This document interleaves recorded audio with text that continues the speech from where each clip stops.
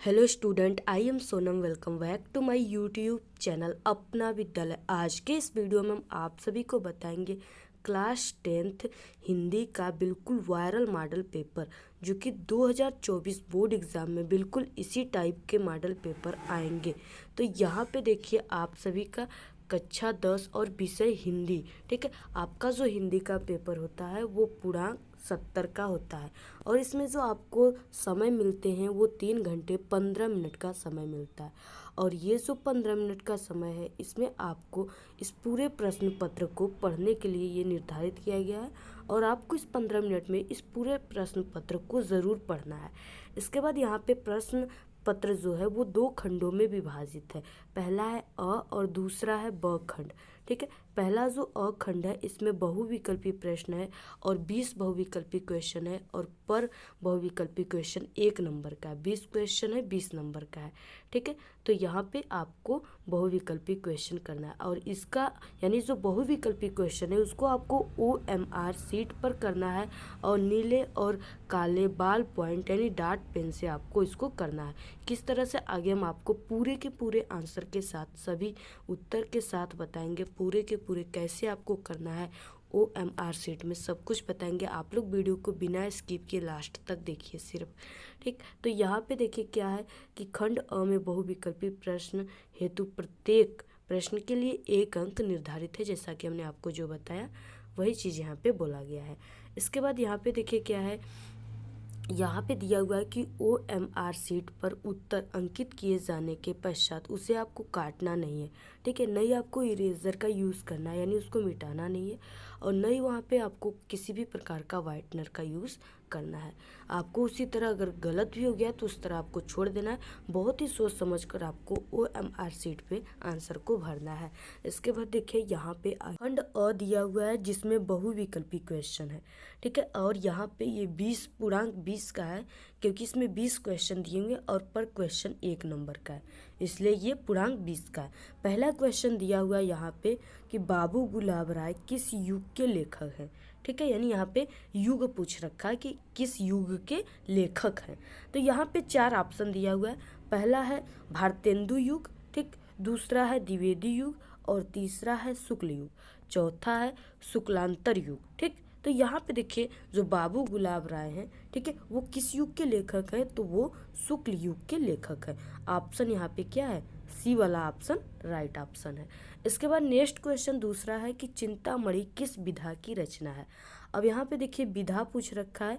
विधा का मतलब क्या है कि ये जो चिंतामणि है ये निबंध है, नाटक है, कहानी है या क्या है, ठीक है। तो यहाँ पे देखिए चिंतामणि जो है वो आचार्य रामचंद्र शुक्ल का है और ये जो है यहाँ पे निबंध है। ऑप्शन यहाँ पे ए राइट है।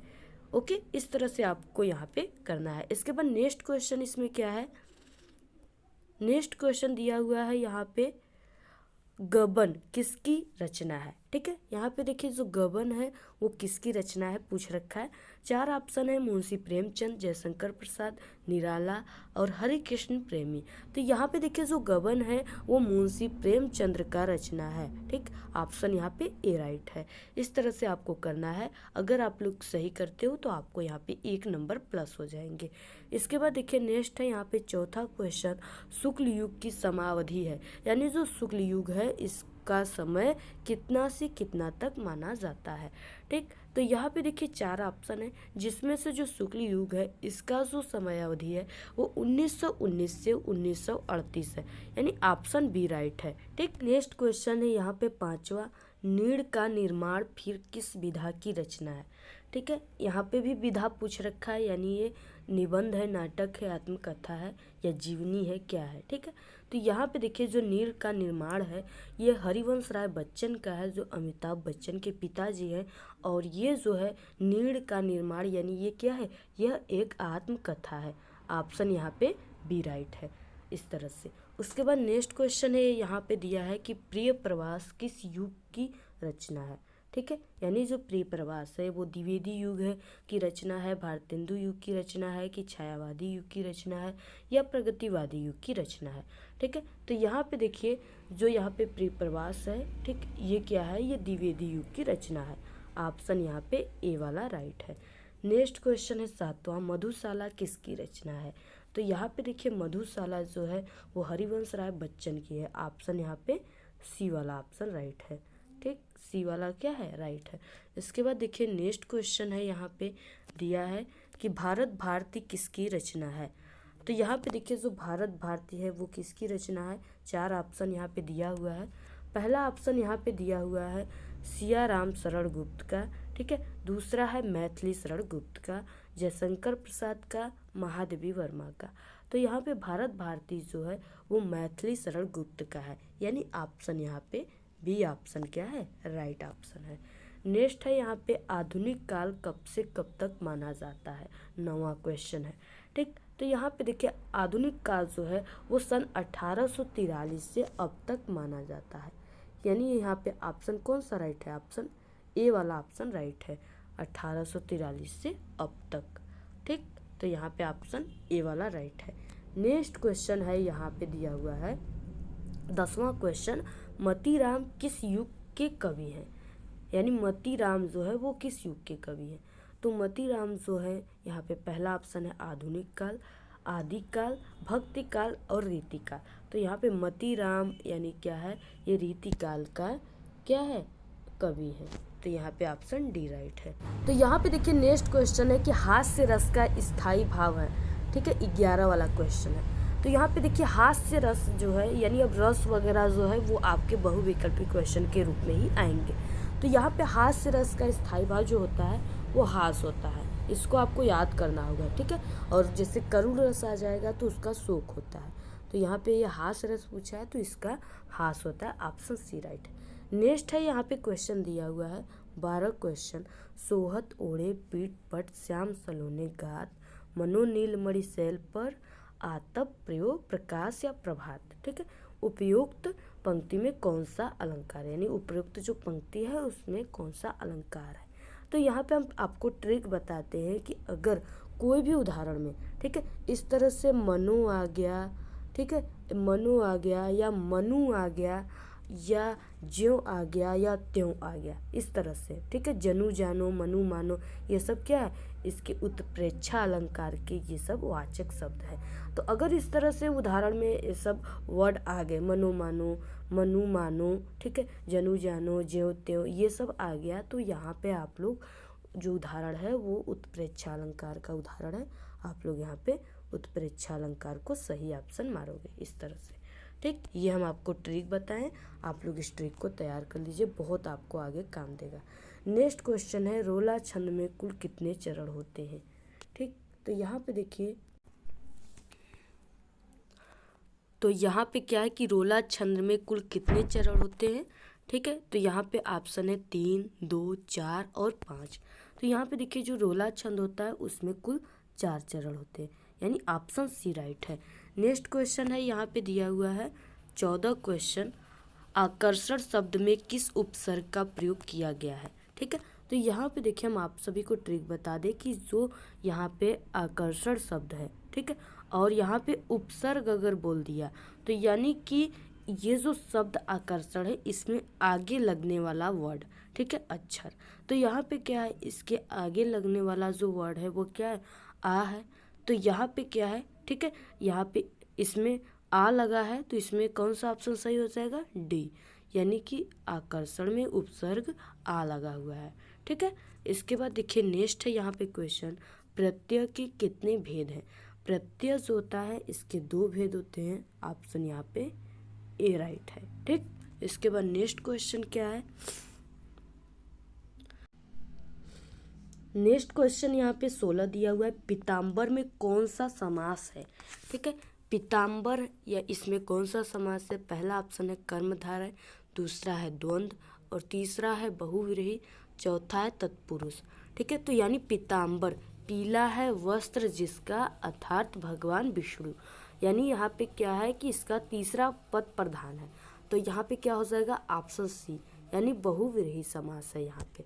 ठीक है, तो ये राइट ऑप्शन हो जाएगा। नेक्स्ट है आंसू का तत्सम रूप है, यानी यहाँ पे पूछ रखा है आंसू जो है, ठीक है, आंसू का तत्सम रूप क्या होता है, यानी शुद्ध रूप क्या होता है?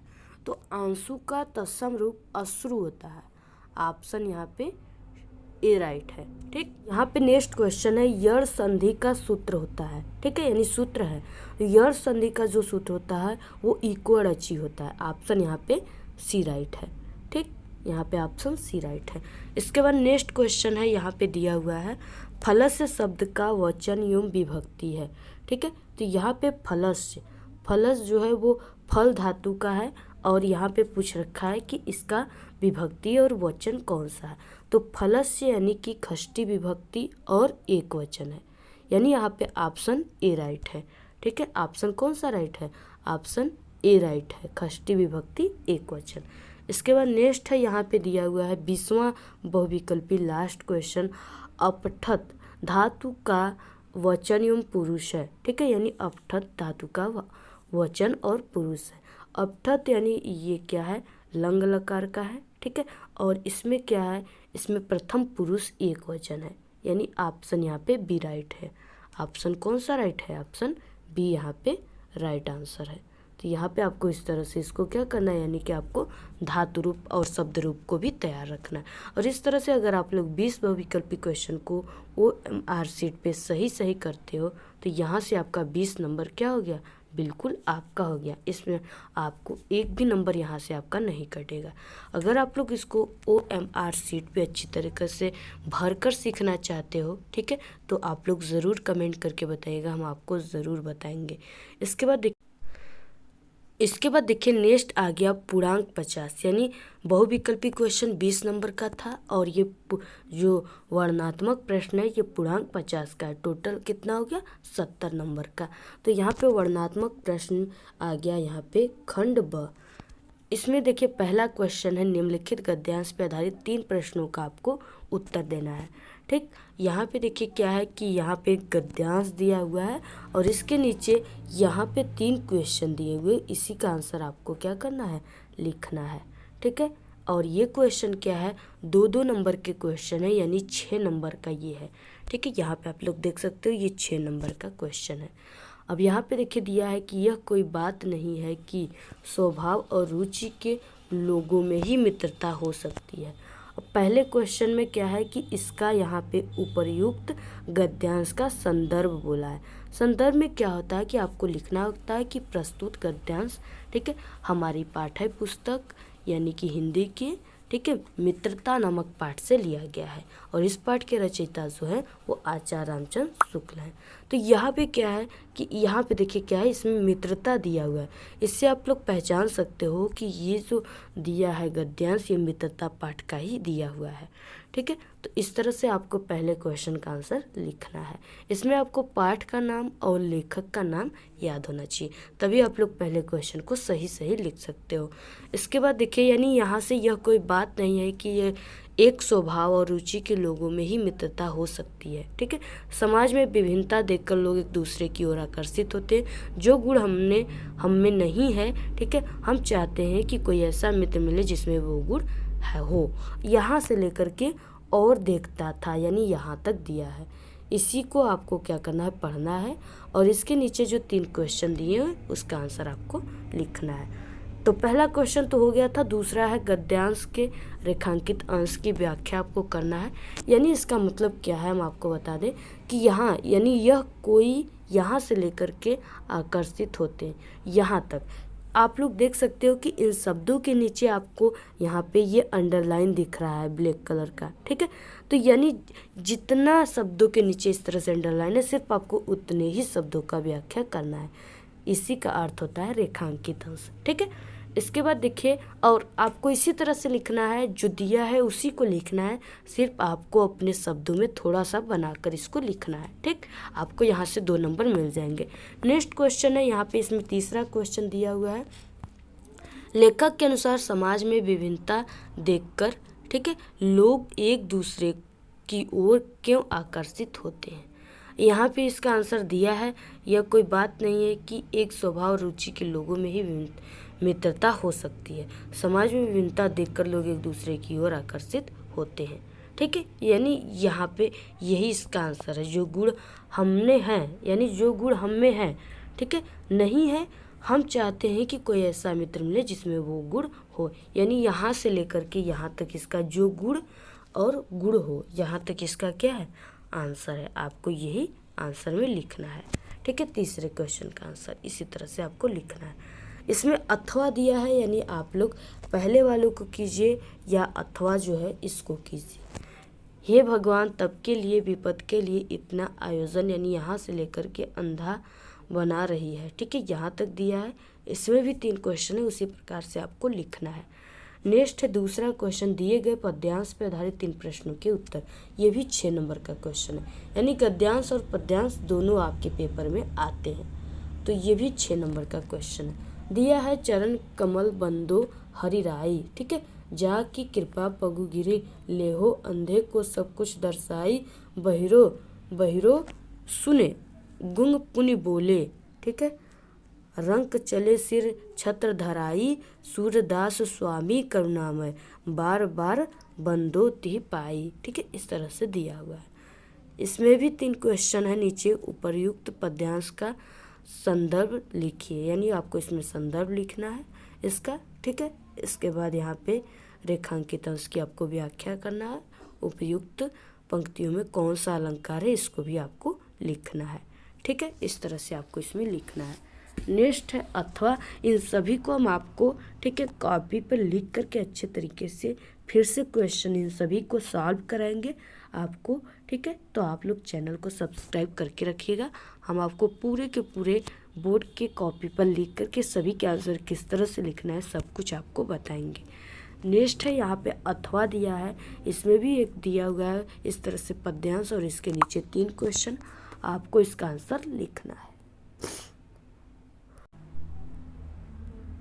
तो इस तरह से देखिए अथवा वाला भी दिया हुआ है। ठीक है, आप लोग दोनों में से किसी एक को आपको करना है। तो इसके भी 3 क्वेश्चन है, आपको इसी को पढ़कर इसका आंसर लिखना है। क्या है कि तीसरा क्वेश्चन, दिए गए संस्कृत गद्यांश में से किसी एक का संदर्भ सहित आपको हिंदी में अनुवाद करना है, और ये 5 नंबर का क्वेश्चन है। 2 नंबर आप सभी को मिलेंगे संदर्भ पे, और 3 नंबर आपको लोग इसका हिंदी में अनुवाद करेंगे तब मिलेगा। ठीक है, तो पहला जो क्वेश्चन है वो बहुत ही इम्पोर्टेंट है, ऐसा नगरी वाला। ये आपके एग्ज़ाम में हर साल आता है, बहुत इम्पोर्टेंट क्वेश्चन है ये। ठीक, तो यहाँ पे ऐसा नगरी भारतीय संस्कृति संस्कृत भाषाच केंद्र स्थल अस्ति। ठीक है, यहाँ से लेकर के भाषायाम कारितः तक दिया हुआ है, और इसके बाद इसमें अथवा दिया है, यानी दोनों में से आपको किसी एक का संदर्भ सहित व्याख्या करना है। ठीक है, तो यहाँ पे आप लोग दोनों में से किसी एक को कीजिएगा। आप लोग फर्स्ट वाला जो है इसको तैयार कर लीजिए, ये हर साल आता है। नेक्स्ट है प्रश्न चौथा, दिए गए संस्कृत पद्यांश में से ठीक है आपको किसी एक का संदर्भ सहित क्या करना है, हिंदी में अनुवाद करना है। ये भी 5 नंबर का, इसमें भी 2 नंबर आपको संदर्भ पे मिलेंगे। संदर्भ में सिर्फ आपको पाठ का नाम लिखना है, आपको 2 नंबर मिल जाएंगे। इसके बाद 3 नंबर आपको इसकी व्याख्या पर मिलेगा। ठीक है, तो यहाँ पे मानव हित्वा प्रियो भवति, क्रोधम हित्वा न सोचती। ठीक है, कामम हित्वायावाम भवति, लोभम हित्वा सुखी भवेत। यानी इस तरह से इसमें क्या है, ठीक है, इस तरह से बहुत ही इम्पॉर्टेंट है, आप लोग इसको भी तैयार कर लीजिए, बहुत इम्पॉर्टेंट है। ठीक है, नेक्स्ट है अथवा, यानी इसमें अथवा दिया है, दोनों में से आपको किसी एक का ही संदर्भ सहित व्याख्या करना है। ठीक है, इसका अर्थ लिखना है, सर्वे भवन्तु सुखिनम सर्वे सन्तु निरामया सर्वे भद्राणि पश्यन्तु माँ कश्चित् दुर्भाग् भवेत्। ठीक है, तो ये भी यही है, आप लोग इसका बहुत ही इसका सरल है उदाहरण, आप लोग इसको तैयार कर लीजिए, इसका व्याख्या बहुत सरल है। ठीक, और ये हर साल आता है। नेक्स्ट क्वेश्चन है पाँचवा क्वेश्चन में दिया है कि अपने पठित खंड काव्य के आधार पर निम्नलिखित प्रश्नों में से किसी एक का उत्तर आपको लिखना है। ठीक है, और ये 3 नंबर का क्वेश्चन है, और यहाँ पे हम आपको बता दें कि ये आप सभी का जिला वाइज होता है, यानी आपके ज़िला में जो आपको पढ़ना है आपको सिर्फ उसी के बारे में ही याद करना है। ठीक है, आप लोग अपने ज़िले का नाम बताएंगे तो हम आपको बता देंगे कि आपको कौन सा खंड काव्य याद करना है, आपके ज़िले में कौन सा खंड काव्य आएगा। ठीक है, तो यहाँ पे देखिए जैसे मुक्ति दूत दिया हुआ है, और ज्योति जवाहर दिया हुआ है, मेवाड़ मुकुट दिया हुआ है, अग्र पूजा दिया हुआ है, जय सुभाष, मातृभूमि, यानी इस तरह से यहाँ पे कई खंड काव्य दिया है। ठीक है, कर्ण का, कर्मवीर का, तुमुल का, यानी इस तरह से कई यहाँ पे दिया हुआ है। आप लोग के ज़िले में कौन सा खंड कब आएगा, आप लोग किस ज़िले के हो, कमेंट करोगे तो हम ज़रूर आपको बता देंगे। ये 3 नंबर का ही क्वेश्चन होता है। नेक्स्ट है यहाँ पे 6वां क्वेश्चन, दिए गए लेखकों में से, यानी यहाँ पे जीवन परिचय आपको लिखना है और उनकी रचनाओं को लिखना है। ये 5 नंबर का है, ठीक है। इसमें क्या है कि 3 नंबर आपको जीवन परिचय पर मिलेंगे और लास्ट में आप लोग 2 रचनाओं को लिखेंगे तो 5 नंबर आपको वहाँ पे मिलेगा, यानी यहाँ पे 2 नंबर वहाँ पे मिलेगा, यानी आपका ये कितने नंबर का हो गया, 5 नंबर का हो गया। तो यहाँ पे देखिए 3 दिया हुआ है, सिर्फ आपको एक ही का लिखना है इसमें से, ठीक है, लेखक में से और एक कवि में से। तो यहाँ पे 3 दिए हुए, डॉक्टर राजेंद्र प्रसाद, जयशंकर प्रसाद, आचार्य रामचंद्र शुक्ल। तीनों आप लोग तैयार कर लिए तो इसमें से एक आपके एग्ज़ाम में ज़रूर आएगा और आप लोग उसको अच्छे तरीके से लिख पाओगे, ठीक है। तो आप लोग तीनों जो है, अगर आप लोग तीनों किस तरह से आपको जीवन परिचय बोर्ड पेपर में लिखना होता है जिससे आपको पूरे के पूरे 5 नंबर मिलते हैं, तो हमारे चैनल पे, ठीक है, आपको तीनों जितने भी 3 लेखक हैं इनके पूरे के पूरे हम लिख करके बताएं बहुत ही अच्छे तरीके से। आप लोग हमारे चैनल पे के प्लेलिस्ट में जाइए और वहाँ से इम्पोर्टेंट, ठीक है, जीवन परिचय क्लास 10th का प्लेलिस्ट पे क्लिक कीजिए और वहाँ से सभी वीडियो को आप लोग देख लीजिए। नेक्स्ट प्रश्न 6वां का ख है कि दिए गए कवियों में से आपको जीवन परिचय लिखना है और उनकी प्रमुख रचना को लिखना है। ये भी 5 नंबर का क्वेश्चन है, ठीक। इसमें भी आपको 3 नंबर जीवन परिचय पर और 2 नंबर रचना पर मिलेंगे। पहला है गोस्वामी तुलसीदास, बहुत ही इंपॉर्टेंट है, हर साल आता है। सुमित्रा नंदन पंत और महाकवि सूरदास। तो आप लोग को तीनों रचना और जीवन परिचय हमने लिख कर बताया, आप लोग जाकर हमारे चैनल पे देख लीजिए, ठीक है, ज़रूर आएगा। नेक्स्ट है 7वां क्वेश्चन, यहाँ पे 7वां क्वेश्चन दिया हुआ है कि अपनी पाठ्य पुस्तक में कंठस्थ कोई एक श्लोक आपको लिखना है जो इस प्रश्न पत्र में ना आया हो, ठीक है, 2 नंबर का है। तो आपको ऐसा ही लिखना है जो इस प्रश्न पत्र में ना आया हो, ठीक है, उसी को आपको लिखना है।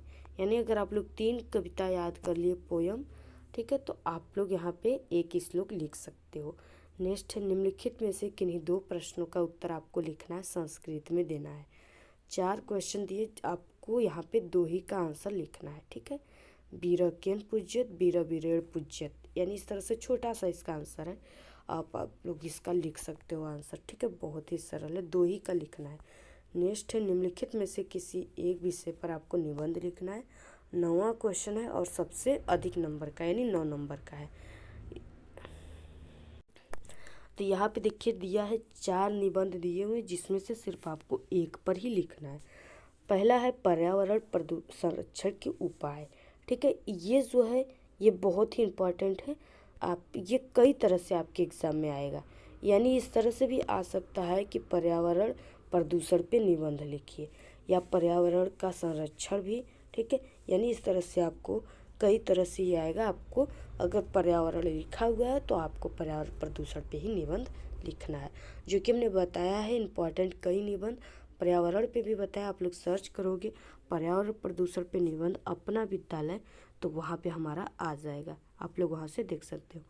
आतंकवाद पे हमने भी बताया है, कारण और निवारण ये भी तैयार कर लीजिए। जनसंख्या लाभ हानि ये भी तैयार कर लीजिए और नारी सशक्तिकरण ये भी काफ़ी इम्पॉर्टेंट है। चारों काफ़ी इम्पॉर्टेंट है, अगर आप लोग तैयार कर लिए तो आपका 9 नंबर बिल्कुल पक्का है बोर्ड एग्ज़ाम में, ठीक है। तो इस तरह से आप लोग, ठीक है, इस पूरे मॉडल पेपर को तैयार कर लीजिए। अगर आप लोग पूरे मॉडल पेपर को तैयार कर लिए तो इसमें से आपका पूरा का पूरा बोर्ड एग्ज़ाम में 70 में 70 नंबर आपका इसी में से आएगा, ठीक है। यानी ये जो मॉडल पेपर है ये बोर्ड के द्वारा जारी है और इसी में से सभी क्वेश्चन आपके, आधे से अधिक क्वेश्चन इसी में से आते हैं आपके बोर्ड पेपर में। तो आप लोग जल्दी से तैयार कर लीजिए। और आपको इसी तरह और भी किसी सब्जेक्ट का क्लास 10th का मॉडल पेपर चाहिए तो आप सभी लोग मिलकर ज़रूर कमेंट कीजिए और आप लोग हमारे टेलीग्राम चैनल को ज़रूर ज्वाइन कीजिए। उसका लिंक आपको इस वीडियो के डिस्क्रिप्शन में मिल जाएगा। वहाँ पे हम आपको, ठीक है, इस पूरे मॉडल पेपर का स्क्रीनशॉट भी भेज देंगे जिससे आप लोग वहाँ से आसानी से इसको तैयार कर सकते हो। आप लोग इस वीडियो को ज़्यादा से ज़्यादा अपने सभी दोस्तों में शेयर कीजिए।